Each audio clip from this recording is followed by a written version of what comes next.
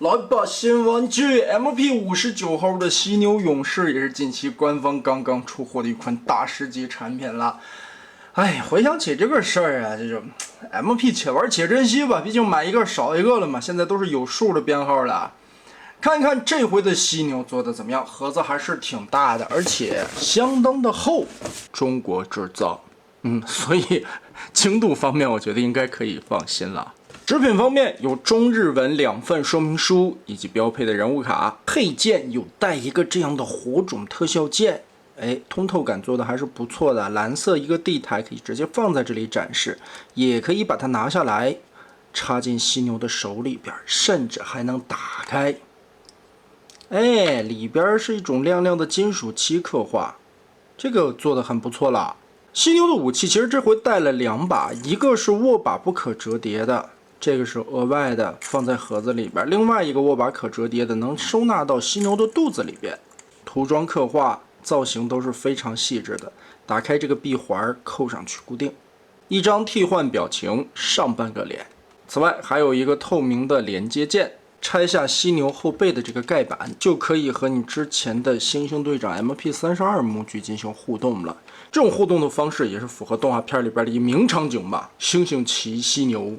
恐龙骑耗子。可以说这一回犀牛我开盒以后会有一种出乎意料的好啊，这个包裹的完整性真的是非常的不错。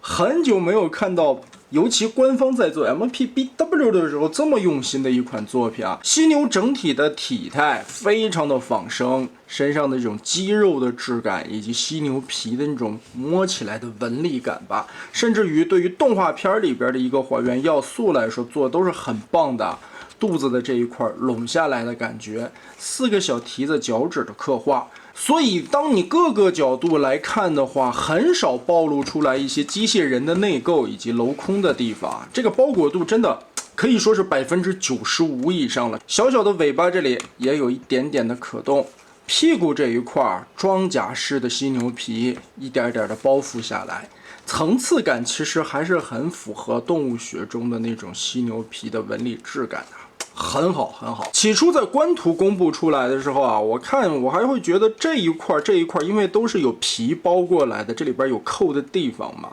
有担心它这4肢会锁死，但实际呢实物来看的话，4肢额外多做了关节，在这个地方的活动范围还都是尚可的，但可惜也只有这一段。头部这里有一个往出拉的滑槽，左右这里有2个外扩的7型钩，其实在这个里边不用很担心啊，它搭的那个边特别的细小，拉出来这个关节以后就可以左右摆头了。NA 铁扎跟这个就属于异曲同工。牛的耳朵根部是球形关节，但是一定要注意，这一回这个根部相当的细，再加上球上面这里会有一个明显的水口，如果你手上拿到的版本水口过于大的话，你在拧动的时候这个球轴就会特别的生涩。这边也有啊，它是2个水口的，如果转不动的话，把这水口削一削，千万别硬撇。我看有人已经把这个桩子掰断了，很悲剧。嘴巴可以打开，里边有牙齿、舌头，还有上牙膛这里的刻画，很细致啊。眼睛甚至有了瞳孔的刻画，非常漂亮，金色的犀牛角。扣回去之后，这完整度也会更高一些。哇，总体来说，伪装形态的这个还原度可以说是相当不错了。尤其对于如今官方做的这些产品来说，它取舍的点有的时候就是把伪装形态，甚至于肚子了、背面这些地方给你砍掉了，或者说是所谓的成本限制吧。但我们这回也曾这款犀牛身上明显的看到，哇，就光这个肚子就已经非常棒了，看，真好。真的很还原。玩具开盒就是牛形的状态，然后我们直接来变形吧。首先，脖子这一块也是脱开2个7型挂钩拉出来，脸蛋子左右两侧掰开，注意上方这里的大边儿，把这扣子稍微的撇开。玩这款的时候，我觉得还是主要一个小心翼翼啊。你说官方的料子不好吧？它毕竟是官方啊，但是把玩起来就是不禁掰扯。这一块领子这块牛领子的这块往出翻的时候啊，注意从这个缝隙往外稍微使点力，掰开这个扣子的缝，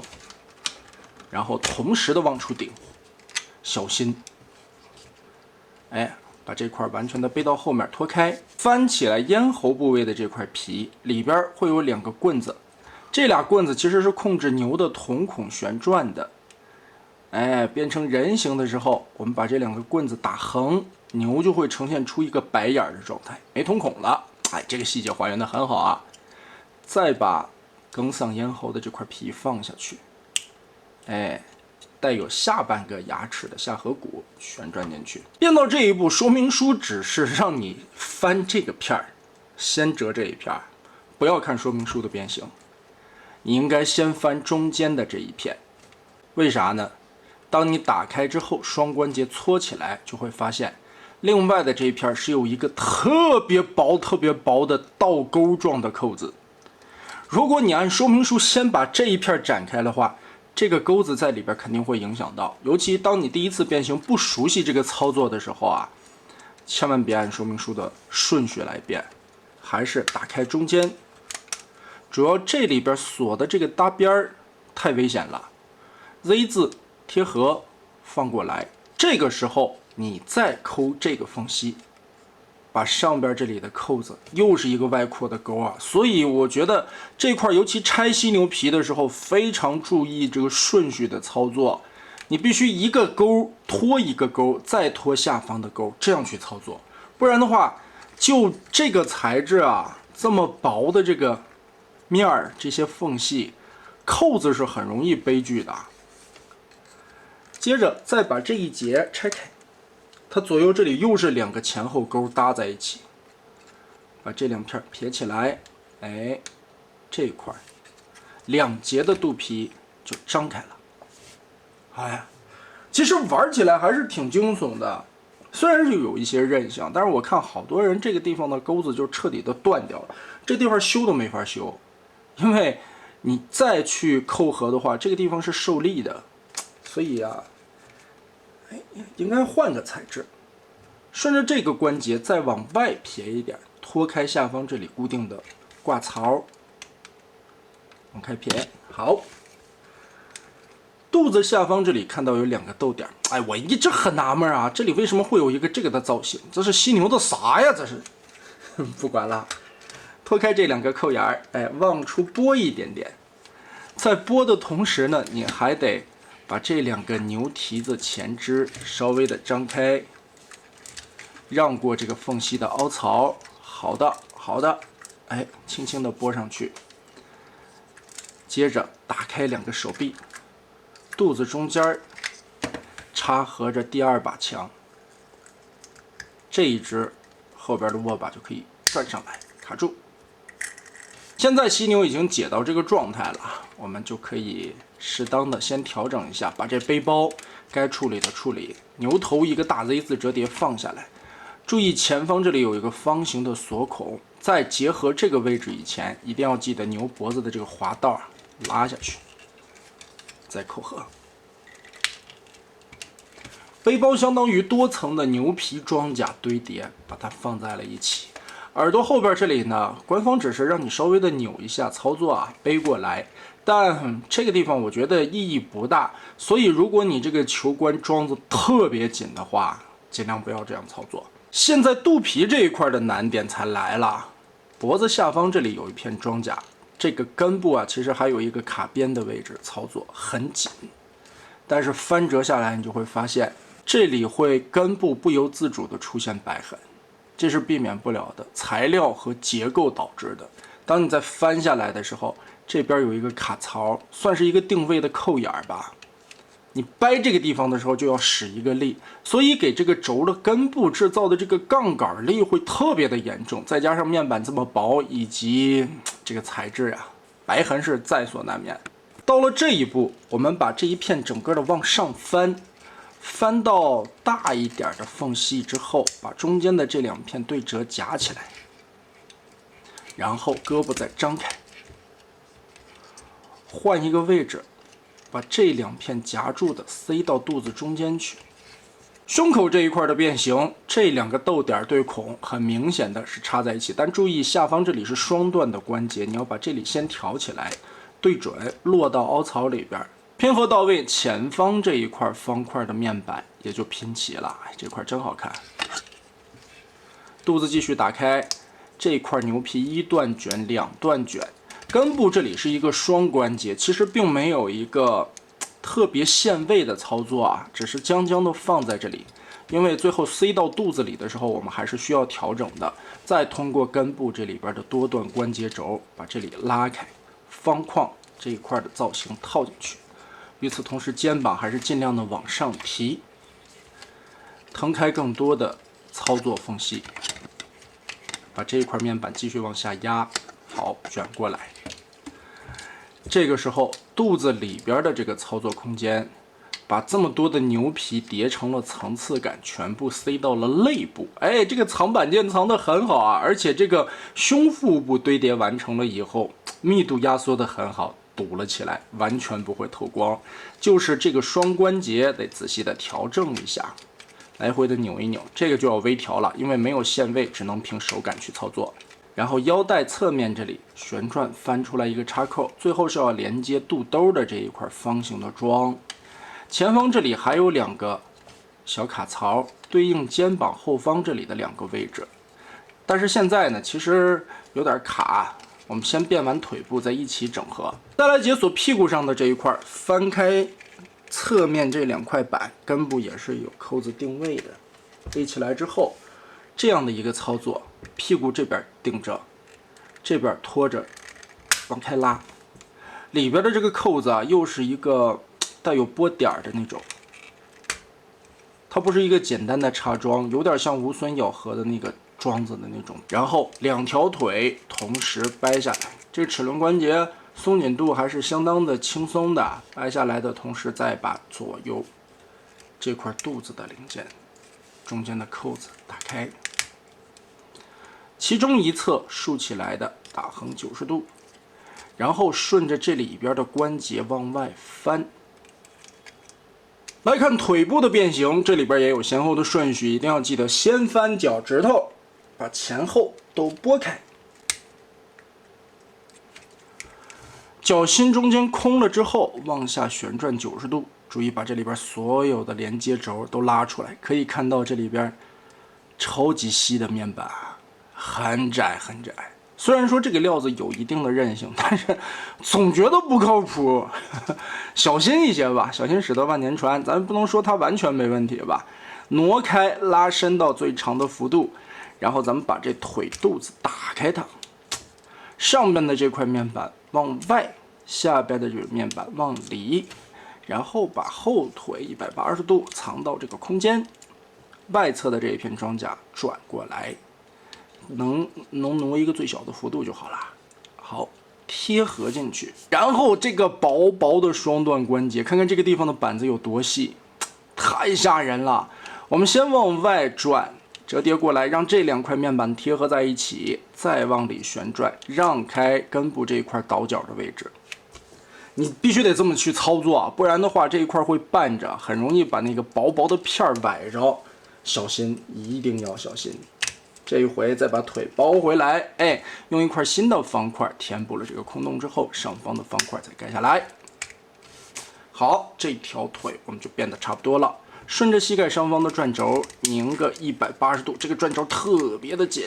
哎呀呵，但是这个脚踝呀，虽然是有接地，可危险了。你想象一下，这个里边有多细的两个轴啊，它还要层次的去这样旋转，并且因为想增加一点韧性，所以这个脚踝其实挺晃的。好，不管了，反正这个双腿就是这么变完了。接着继续往上，屁股甲后方的这一片，我们可以先把这个边折进去，然后左右这里再对折，把这个牛屁股甲缩到一个最小的幅度，通过这里边的 Z 字折叠贴上去，左右这里长长的两个棍子扣下来，插住。定好，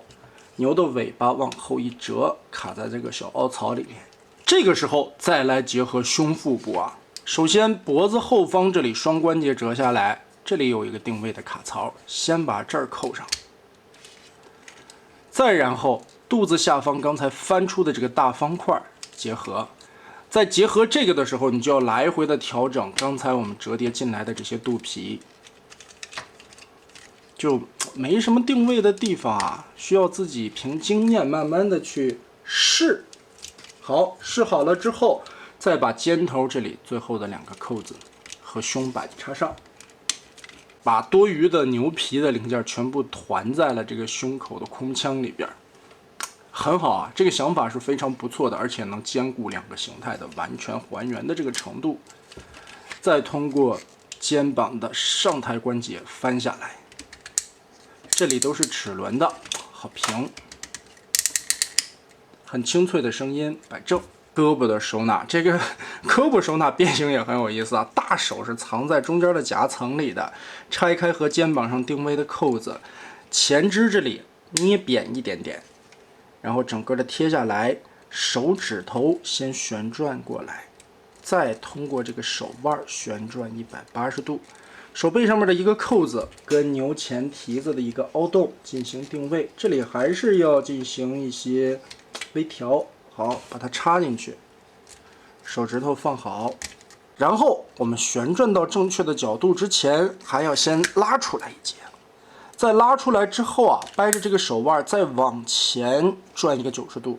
它这个旋转的二头肌幅度啊，到这里就卡住了，这是极限了，也是为了拖出这个手肘的关节。其实这里边是一个齿轮，但是这个齿轮做的很生涩。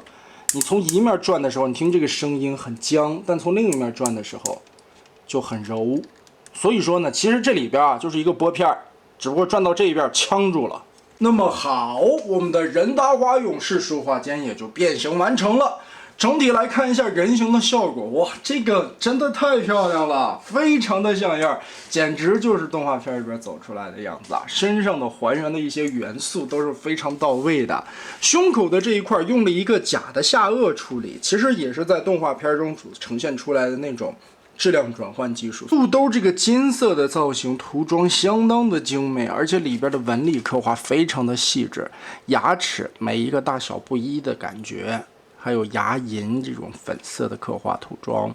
哇，真的好看。所以我相信这也是犀牛勇士的原始设计里边最抢眼的一个元素啊。接着看头雕，那还原度自然是没得说了，官方嘛 ，MP 嘛。但是吧，来回挪的时候，这个透光其实做的并不好，因为开窗太小了，只有拿强光在特定的角度给一下，这眼睛才能完全的透出来。有点牵强了，所以我觉得也是为了保证人形后脑勺造型的一个还原度吧，它给的窗户只有这么一点点啊。面雕嘴巴这里做的都是非常不错的刻画，甚至可以张嘴，哎，里边的大牙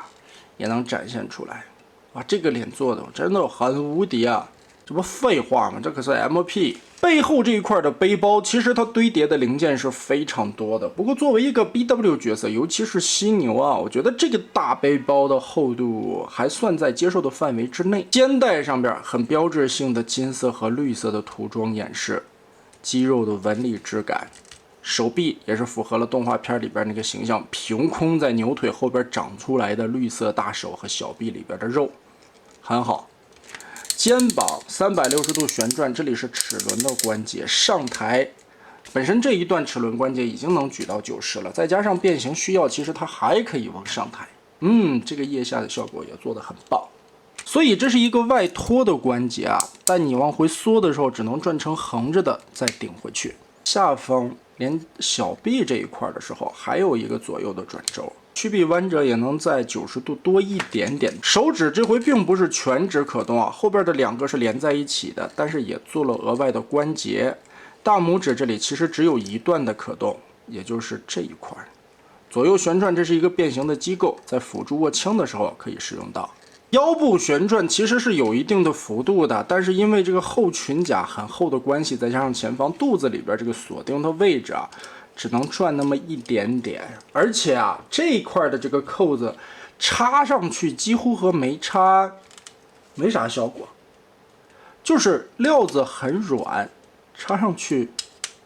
没有意义。还是很容易把这块松脱顶开，尤其当你随便转一转腰部的时候，就顶松了。所以呢，这个扣子就算它做的再大，这么大的一个面积，但料子软，这是主要的原因。和动画还原度非常高的犀牛皮包臀裙，哎，这个做的相当的对胃口啊，很不错。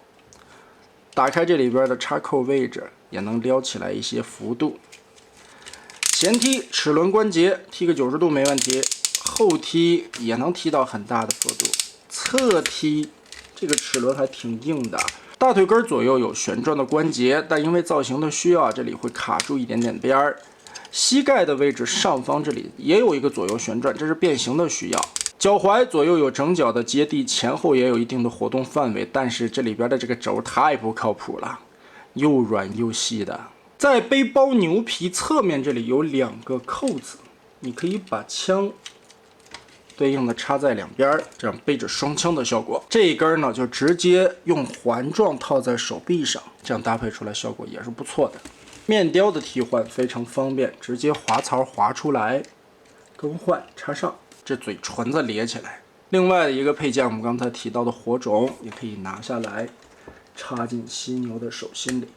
整体来评价一下吧，我对于这款产品的一个设计风格还是非常喜欢的。不论是人形还是犀牛形态的还原程度来说，这一款是毋庸置疑的表现，素质非常的高。但也是为达到面面俱到的还原，所以它的变形中有一些面翻折过来的这些犀牛皮，其实在过程中是比较不顺手的。再加上不论正变还是逆变，搭这些扣子的时候都要有一个先后的顺序。最关键的问题就是这一次的料子真的不怎么好。或者换一种方法说，这个材质不适合用在这一款的设计之上，毕竟它有一些轴特别的细，切割的板件厚度也是非常的薄，导致了驾驭不了的时候，有一些轴还需要一些定位的时候，你往过一掰就容易把它产生白痕，乃至于断裂，一些悲剧的现象发生。还有在一些比较重要的位置啊，官方的设计师其实很有意的表示，这个位置必须你得扣严实了，所以他会做一个非常面积大的方卡扣，就告诉你我这块要定死的。可惜这个料子并承载不住这样的结构啊，即使说做的再大，摩擦力度也是上不去的，软就是软。这款犀牛在站立的时候还是需要调整一下它的重心的，不然的话背后的这一块背包过大，你看这个脚踝其实晃得很严重的。膝盖和胯部都有齿轮关节，但脚踝这个地方是完全没有的。而且就像刚才说了，这么柔软的材质，这么细的轴，真的很危险。那么以上便是这款 MP59 犀牛的全部内容了，可以说除了缺点之外全是优点了，这不废话吗？那么得嘞，这一期我们就玩到这儿吧。